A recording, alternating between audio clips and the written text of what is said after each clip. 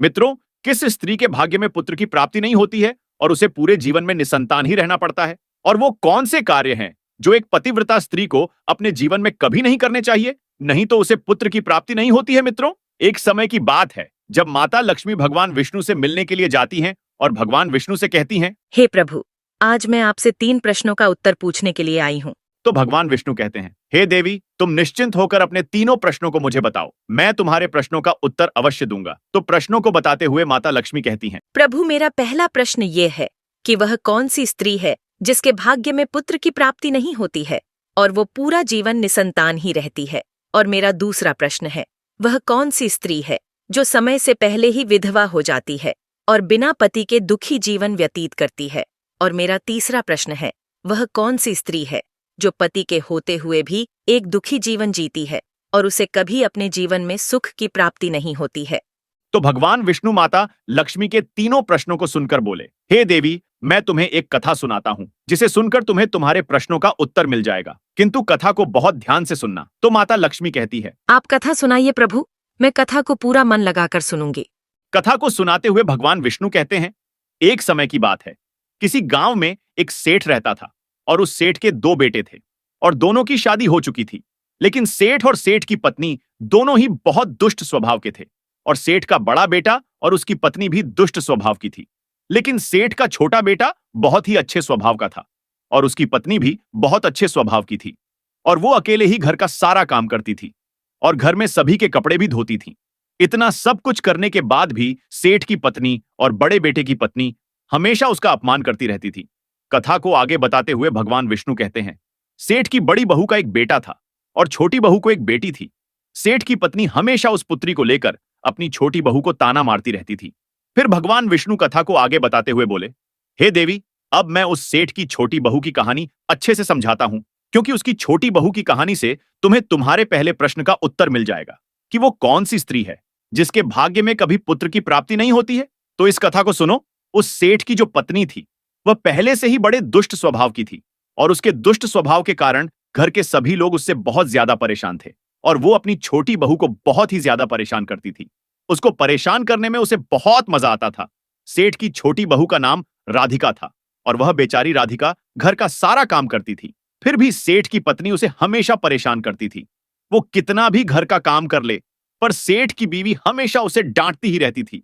एक दिन राधिका घर में झाड़ू लगा रही थी तो सेठ की पत्नी बोली, इतनी देर हो गई, तू अभी तक झाड़ू नहीं लगा पाई। मैं मंदिर जा रही हूँ और जब तक उधर से आऊंगी तब तक खाना बन जाना चाहिए। मैं आते ही खाना खाऊंगी। फिर वो बेचारी घर की साफ सफाई करके खाना बनाने में लग गई और खाना बनाते समय वो मन में सोच रही थी, मैं घर का इतना काम करती हूँ, फिर भी मेरी सास मुझे हमेशा डांटती रहती है और हमेशा परेशान करती रहती है और कभी भी प्रेम से बात नहीं करती है और घर का सारा काम मुझसे ही करवाती है। राधिका यह सब सोच ही रही थी, तभी बाहर से दरवाजा खटखटाने की आवाज आई। तो उसने सोचा, अभी तो खाना तैयार भी नहीं हुआ और लगता है मेरी सासू माँ आज बहुत जल्दी ही मंदिर से लौट आई है। फिर राधिका दरवाजे के पास गई और दरवाजा खोली तो उसने देखा कि दरवाजे के बाहर एक साधु महाराज खड़े हैं। फिर वो साधु महाराज राधिका से कहते हैं, बेटी, मुझे कुछ भोजन करा दो, मुझे बहुत जोर की भूख लगी है। तो राधिका बोली, महाराज, मैं आपको भोजन तो करा देती, पर मेरी सास बहुत दुष्ट स्वभाव की है। वह मुझे बहुत डांटेंगी और अब भी वह मंदिर गई है, मंदिर से आती ही होंगी। यदि वह आ गई और उन्होंने मुझे आपको भोजन कराते देख लिया तो मुझे बहुत मारेंगी, इसीलिए मैं आपको भोजन नहीं करा सकती। तो साधु बोला, बेटी, थोड़ा सा ही भोजन करा दो, मैंने सुबह से कुछ भी नहीं खाया है। साधु की यह बात सुनकर राधिका को दया आ गई और साधु से बोली, महाराज, आप अंदर आ जाइए, मैं आपको भोजन देती हूँ। तो फिर वह साधु अंदर आ जाते हैं और राधिका उनको भोजन देती है और अभी साधु भोजन कर ही रहे थे, तभी अचानक राधिका की सास मंदिर से घर आ जाती है और उस साधु को भोजन करते देखकर बोली, यह मेरा घर है, कोई भोजनालय नहीं जो हर कोई यहाँ आकर भोजन करके चला जाए। और तुमने इस साधु को भोजन क्यों दिया? क्या अन्न मुफ्त में आता है जो हर किसी को अपने घर में बैठाकर खिलाती रहती हो? इस तरह की कड़वी बातें बोलकर उस साधु को धक्के मारकर अपने घर से बाहर निकाल दिया और उसका खाना उठाकर बाहर फेंक दिया। फिर राधिका से कहने लगी, तूने इस साधु को भोजन क्यों कराया? चावल कितना महंगा आता है, तुझे पता नहीं है? अब घर के लोग क्या खाएंगे? तो राधिका डरते हुए बोली, साधु बहुत भूखा था, इसीलिए मैंने उसे भोजन दे दिया और उसे मैंने अपने हिस्से का भोजन दिया है, इसीलिए आज मैं भोजन नहीं करूंगी। और इतना गुस्सा क्यों होती हो? भोजन तो मैंने उसे अपने हिस्से का दिया है। यह सुनकर उसकी सास ने गुस्से में आकर राधिका को भी धक्के मारकर घर से बाहर निकाल दिया और राधिका से बोली, जा, अब तुझे भी इस घर में रहने की जरूरत नहीं है और अब कभी मेरे घर में मत आना। फिर राधिका दरवाजे पर बैठकर रोती रही, किंतु उसकी सास ने दरवाजा नहीं खोला। और फिर राधिका ने सोचा, अब यहां से अपने मायके ही जाना पड़ेगा। फिर वह अपने मायके जाने लगती है तो बीच रास्ते में एक घना जंगल पड़ता है। राधिका भूखी प्यासी अपने मायके जा रही थी, तभी बारिश होने लगती है। फिर राधिका वहीं जंगल में एक पेड़ के नीचे बैठ जाती है, लेकिन फिर भी बारिश की बूंदें उसके ऊपर गिरती रहती है और वह भीगने लगती है। तो उसे एक और पेड़ दिखा जो काफी बड़ा था, तो वह बारिश से बचने के लिए उस बड़े से पेड़ के नीचे जाकर बैठ गई और रोने लगी। तभी उसे एक संत मिले और संत ने कहा, बेटी तुम क्यों रो रही हो? तो राधिका ने संत को सारी बात बताई। तो संत ने कहा, वो लोग तुम्हें इसीलिए परेशान करते हैं क्योंकि तुम्हें अभी तक पुत्र की प्राप्ति नहीं हुई है। लेकिन तुम चिंता मत करो, मैं तुम्हें एक पर्ची देता हूं जिसमें पुत्र प्राप्ति का उपाय लिखा है। फिर संत ने उसे एक पर्ची दी और कहा, इसमें लिखे उपाय को यदि तुम पूरी निष्ठा से करोगी तो तुम्हें पुत्र की प्राप्ति अवश्य होगी। और फिर इतना कहकर वह संत वहां से चले गए। फिर राधिका अपने मन में सोचने लगी, यदि मुझे भी पुत्र हो जाएगा तो मुझे भी ससुराल में बहुत सम्मान मिलेगा और मेरी सास मेरी बहुत इज्जत करेगी। यह सोच ही रही थी, तभी बारिश बंद हो गई और फिर उसने पर्ची को खोला और पढ़ा तो उसमें लिखा था, पुत्र प्राप्ति के लिए स्त्री को हमेशा अपने पति के बाएं ओर सोना चाहिए। और पर्ची में आगे लिखा था कि मासिक धर्म शुरू होने के प्रथम 4 दिवस में स्त्री और पुरुष के मिलन से पुरुष रोग प्राप्ति होता है, इसीलिए मासिक धर्म के प्रथम 4 दिन पति पत्नी को मिलन नहीं करना चाहिए तथा मासिक धर्म के 5वें दिन मिलन करने से कन्या की प्राप्ति होती है और 6ठे दिन मिलन करने से पुत्र की प्राप्ति होती है और 7वें दिन मिलन करने से बंध्या पुत्री होती है तथा मासिक धर्म की 10वीं रात्रि में मिलन करने से अतिश्रेष्ठ पुत्र की प्राप्ति होती है। और फिर उस पर्ची में लिखी सारी बातें पढ़कर राधिका अपने मन में सोचने लगी, अब मैं इसी जंगल में रहूंगी। फिर वह जंगल में ही कुटिया बनाकर रहने लगी और फिर उसका पति उसे ढूंढते हुए उसी जंगल में राधिका के पास पहुंचा और उससे कहा, तुम घर चलो। तो राधिका ने उसे पर्ची वाली सारी बात बताई और कहा, अब मैं यही रहूंगी जब तक मुझे पुत्र की प्राप्ति नहीं हो जाती। ये सुनकर उसका पति भी उसी के साथ जंगल में रहने लगता है। और फिर राधिका ने अपने मासिक धर्म के दौरान मासिक धर्म की 10वीं रात्रि में अपने पति के साथ मिलन किया और वह गर्भवती हो गई। फिर सुबह स्नान करके राधिका पूजा पाठ करने के लिए बैठी हुई थी, तभी उसका पति लकड़ी काटने के लिए चला गया और फिर भयंकर तूफान आया जिससे उसकी झोपड़ी उड़ गई और भारी बारिश होने लगी। और फिर बारिश से बचने के लिए राधिका उसी बड़े से पेड़ के नीचे जाकर बैठ गई और उस पेड़ पर 2 राक्षसी रहती थीं जो इस समय बाहर गई हुई थी। और थोड़ी ही देर बाद वह दोनों राक्षसी पेड़ पर आकर बैठ गई और उसी पेड़ के नीचे राधिका बैठी थी। फिर वह राक्षसी आपस में कहने लगी, चलो सोने के टापू पर चलते हैं। तो दूसरी कहने लगी, पर चलेंगे कैसे? तो पहली राक्षसी बोली, इसमें कौन सी बड़ी बात है, इस पेड़ को अभी उड़ा देती हूँ, इसी से चलेंगे। इतना कहकर वो दोनों राक्षसी उस पेड़ पर बैठकर सोने के टापू की तरफ निकल लेती है और उसी पेड़ के नीचे पेड़ की जड़ पर राधिका भी बैठी थी, इसीलिए साथ में वह भी उड़ने लगती है।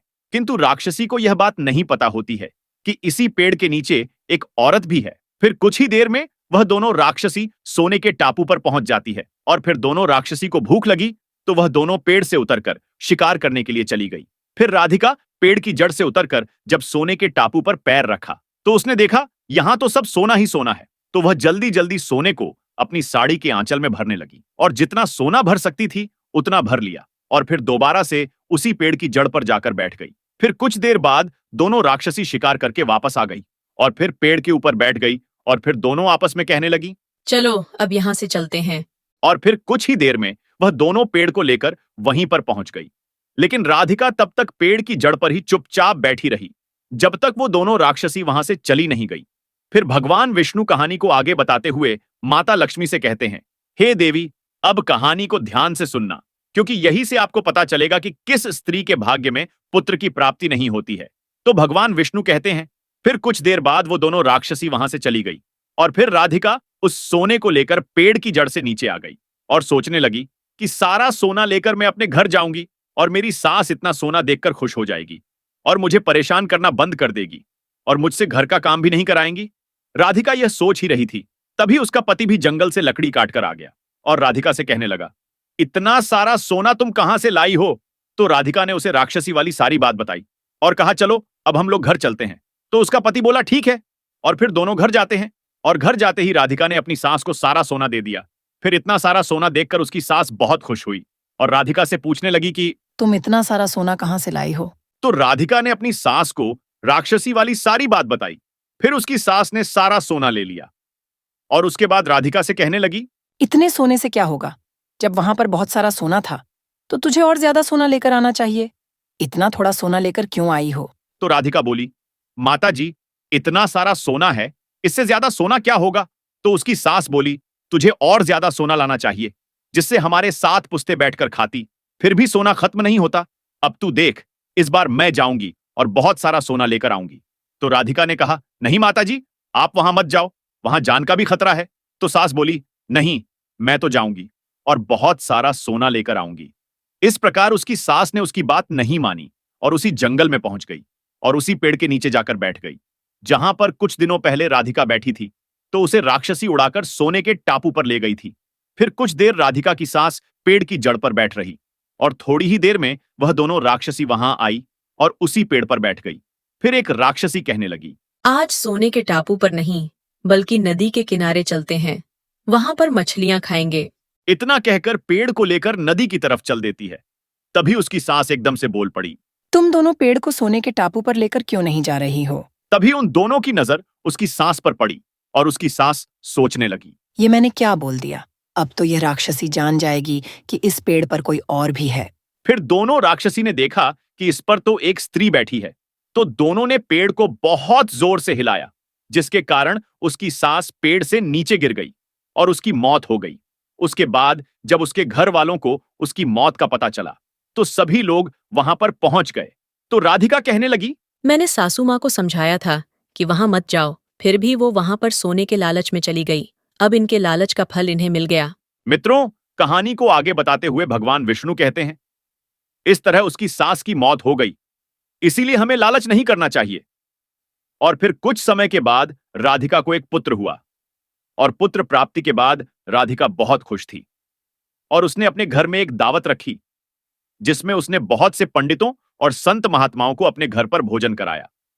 फिर भोजन करके सभी संत महात्माओं ने उसको बहुत आशीर्वाद दिया और उधर सेठ के बड़े बेटे की बहू, जो हमेशा राधिका को पुत्र को लेकर ताने मारा करती थी, उसका मुंह हमेशा के लिए बंद हो गया।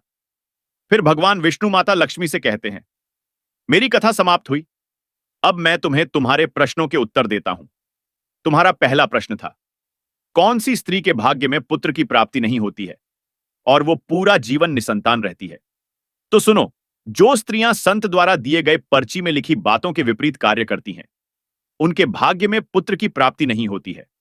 और जो स्त्रियां अपने पति का आदर नहीं करती हैं और हमेशा उनसे लड़ती झगड़ती रहती है और अपने पति से हमेशा नाराज रहती हैं, उनके भी भाग्य में पुत्र की प्राप्ति नहीं होती है। इसीलिए प्रत्येक स्त्री को अपने पति का आदर सम्मान करना चाहिए। और तुम्हारा दूसरा प्रश्न था कि वो कौन सी स्त्री है जो समय से पहले ही विधवा हो जाती है और बिना पति के एक दुखी जीवन जीती है? तो समझ लो, जो स्त्रियां पति के होते हुए भी मांग में सिंदूर नहीं लगाती हैं और न ही मंगलसूत्र पहनती हैं, और जहां भी जाती है बिना सिंदूर और बिना मंगलसूत्र के जाती है, तथा पति के कहने पर भी उसकी बात नहीं मानती है और पराये मर्दों के साथ संबंध बनाती है, तो ऐसी स्त्रियां समय से पहले ही विधवा हो जाती हैं। इसीलिए एक शादीशुदा स्त्री को पतिव्रता जीवन जीना चाहिए और अपने पति के अलावा पराये मर्दों को नजर उठाकर भी नहीं देखना चाहिए।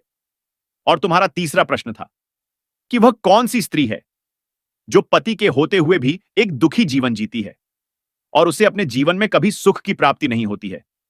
तो समझ लो, ये वो स्त्रियां हैं जो सुबह देर तक सोती रहती है और सुबह 8 या 9 बजे के बाद उठती है और बिना स्नान किए ही भोजन बना देती है और पूजा पाठ भी नहीं करती है, और कहीं भी जाना होता है तो अपने पति की बिना आज्ञा के चली जाती है, पति के मना करने पर भी नहीं मानती है, पति की एक भी बात नहीं मानती है।